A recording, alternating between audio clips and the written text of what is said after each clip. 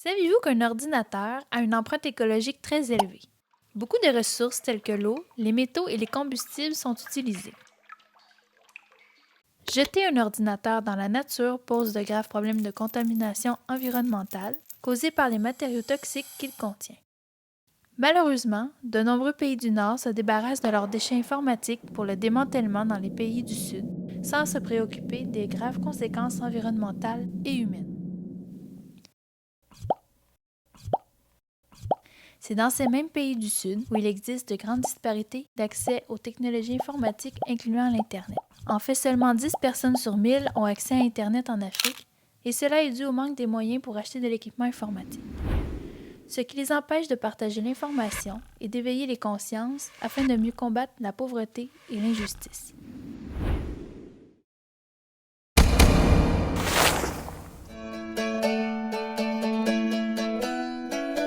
Mais à la place de jeter les ordinateurs partout comme dans les poubelles, on peut les mettre dans le recyclage ou bien on peut les donner à des compagnies comme Micro-Recycle et ils vont les réparer, ils vont les envoyer dans d'autres pays pour ceux qui en ont besoin. Et envoyer plus d'ordinateurs et donner plus d'argent dans les pays pauvres pour augmenter pour qu'ils aient plus d'ordinateurs, pour faire plus de connexions. Plus de connexions. Moi, ma solution, ce serait d'inviter une personne, un camionneur, prendre les déchets, juste les déchets informatiques, au moins 2 à 3 fois par semaine chez les gens. Comme ça, les gens, en se débarrassant de déchets informatiques, ils n'ont pas à payer. Ils économisent du temps parce qu'ils n'ont pas besoin de conduire la voiture pour aller recycler leur matériel. Ils évitent de transporter du matériel lourd. Et de préférence, ce qu'on aimerait, c'est que quand ils jettent le matériel informatique, qu'ils le jettent ensemble. Il y a tellement de choses qu'on peut faire pour aider les pays en voie de développement. De simples petites actions peuvent changer la vie d'autres personnes qui n'ont pas accès à l'information. En récupérant un ordinateur, par exemple, on peut l'envoyer en Afrique et la personne qui n'a jamais pu se voir sur un ordinateur peut communiquer avec quelqu'un d'autre et voir quelqu'un d'autre de l'autre côté de la frontière. C'est vraiment extraordinaire. Si chacun de nous faisait cet effort-là, vraiment tout le monde serait heureux. Par exemple, moi je porte des bijoux là qui sont faits à partir de récupération et je suis très heureuse, je me regarde, je me trouve toute belle avec des choses très simples et qui éliminent carrément la contamination. Je pense que chacun de nous, comme gestes responsables, on devrait partager nos ordinateurs, soit les offrir à des organismes afin de les distribuer dans des pays qui en ont besoin, ou les partager autour de nous aussi, dans nos connaissances. Bon, mais moi, j'aime beaucoup le nouveau iPhone, j'aime beaucoup toutes les nouvelles technologies.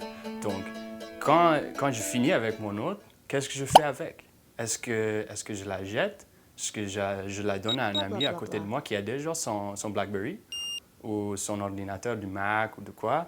Ou est-ce que je l'envoie? Est-ce que je la donne à un organisme qui peut l'envoyer à quelque part où les gens n'ont pas cet accès à des technologies de communication qui nous donnent accès à la fleuve, cette richesse de communication, d'information le plus riche de l'histoire de l'humanité? Est-ce que c'est ça que je peux faire? Je voulais faire ça.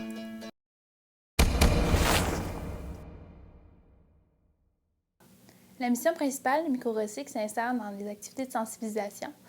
Micro-Recycle fait des kiosques et des activités dans les écoles pour sensibiliser à la problématique. On offre aussi des ateliers de création de bijoux, puis des séjours de touristes solidaires. Les ateliers de création de bijoux, c'est Écotique Chic. On offre l'opportunité aux gens de venir créer des œuvres d'art ou des bijoux avec des pièces informatiques. Puis les séjours solidaires, c'est une façon pour les gens de voyager autrement puis de s'impliquer directement sur le terrain, soit au Costa Rica ou au Cameroun. Toutes ces actions permettent aux gens de pouvoir s'impliquer ici, au Québec, tant à l'international que localement.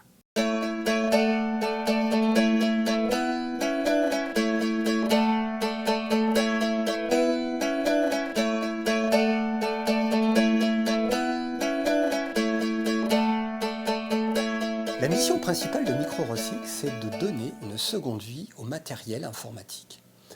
En plus de collecter des ordinateurs usagés au nord pour en faire bénéficier les populations défavorisées du sud, nous équipons les écoles, les universités et nous formons les futurs bénéficiaires. La bonne nouvelle dans tout ça, c'est que les solutions existent et que vous soyez un organisme ou que vous soyez un individu, il dépend à chacun de nous d'agir.